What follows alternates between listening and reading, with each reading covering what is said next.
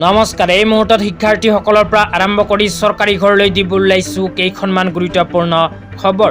তো যিসকল মানুহে এই ভিডিঅ'টোত ক্লিক কৰিছে অনুগ্ৰহ কৰি ভিডিঅ'টো স্কিপ নকৰি প্ৰথমৰ পৰা শেষলৈ চাই থাকিব, কিয়নো আপোনালোকে যদি চৰকাৰী ঘৰত টকা এতিয়ালৈকে পোৱা নাই তেন্তে আপোনাৰ বেংক একাউণ্টত অতি শীঘ্ৰেই সোমাব চৰকাৰী ঘৰৰ টকা। লগতে এইটো ভিডিঅ'ৰ মাজত শিক্ষাৰ্থীসকলৰ বাবে এখন গুৰুত্বপূৰ্ণ আপডেট প্ৰদান কৰিম।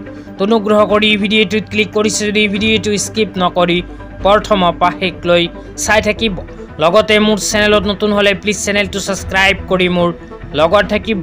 তো বলক ভিডিঅ'টো আৰম্ভ কৰি আজি প্ৰথমটো গুৰুত্বপূৰ্ণ খবৰৰ বিষয়ে বিস্তাৰিত জানি লওঁ। আজি প্ৰথমটো গুৰুত্বপূৰ্ণ খবৰ হ'ল শিক্ষাৰ্থীসকলৰ বাবে। তো আপোনালোকে মোবাইল স্ক্ৰীনত চাব পাৰিছে শিক্ষাৰ্থীসকলৰ বাবে এনেকুৱা এক বিশেষ আপডেট ইতিমধ্যে আমাৰ হাতত আহি পৰিছে। তো ইয়াতে কি লিখা আছে পঢ়ি শুনাই দিছোঁ। ইয়াতে লিখা আছে অসমজুৰি উচ্চ শিক্ষাৰ প্ৰচাৰ আৰু প্ৰসাৰ। তাৰপিছত লিখা আছে 2025-26 বিত্তীয় বৰ্ষ। তো 2025-26 বিত্তীয় বৰ্ষৰ বাবে অসম চৰকাৰে আৰম্ভ কৰিছে শিক্ষাৰ্থীসকলৰ বাবে এই দুইখন বিশেষ আঁচনি। প্ৰথম আঁচনিখন হ'ল মুখ্যমন্ত্ৰী নিযুত মইনা আঁচনি। তো মুখ্যমন্ত্ৰী নিযুত মইনা আঁচনিখন ছোৱালী শিক্ষাৰ্থীসকলৰ বাবে অসম চৰকাৰে আৰম্ভ কৰিছে। এইখন আঁচনিৰ জৰিয়তে ইতিমধ্যে 2,727গৰাকী ছোৱালীয়ে এইখন আঁচনিৰ সুবিধা লাভ কৰিছে আৰু ইয়াৰ বাবে 167.5 কোটি টকা অসম চৰকাৰে ইতিমধ্যে মুকলি কৰিছে। লগতে অহা আগষ্ট মাহৰ পৰা আকৌ নিযুত মইনা আঁচনি টকা অসম চৰকাৰে প্ৰদানৰ কাম আৰম্ভ কৰিব। তাৰপিছত দ্বিতীয় নম্বৰ আঁচনিটো হ'ল মুখ্যমন্ত্ৰী নিযুত বাবু আঁচনি। এইখন আঁচনিৰ টকাও অহা আগষ্ট মাহৰ পৰা অসম চৰকাৰে প্ৰদান কৰিব। তেতিয়া আপোনালোকক দিব ওলাইছে আজি দ্বিতীয়টো খুবেই গুৰুত্বপূৰ্ণ খবৰ। আজি দ্বিতীয়টো গুৰুত্বপূৰ্ণ খবৰ হ'ল চৰকাৰী ঘৰলৈ।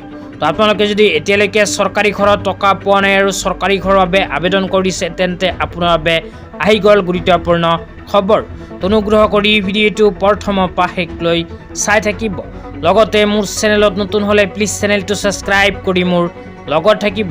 আপোনালোকে মোবাইল স্ক্ৰীনত চাব পাৰিছে নিউজ পৰ্টেলৰ ফালৰ পৰা এনেকুৱা এক বিশেষ খবৰ চৰকাৰী ঘৰলৈ ইতিমধ্যে আমাৰ হাতত আহি পৰিছে।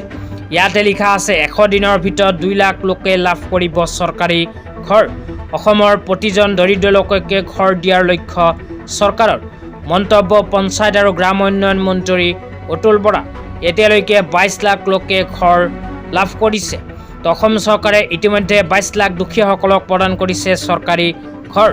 লগতে যিসকল মানুহে চৰকাৰী ঘৰৰ বাবে আবেদন কৰিছে কিন্তু এতিয়ালৈকে চৰকাৰী ঘৰত টকা পোৱা নাই সেইসকলেও 100 দিনৰ ভিতৰত লাভ কৰিব টকা।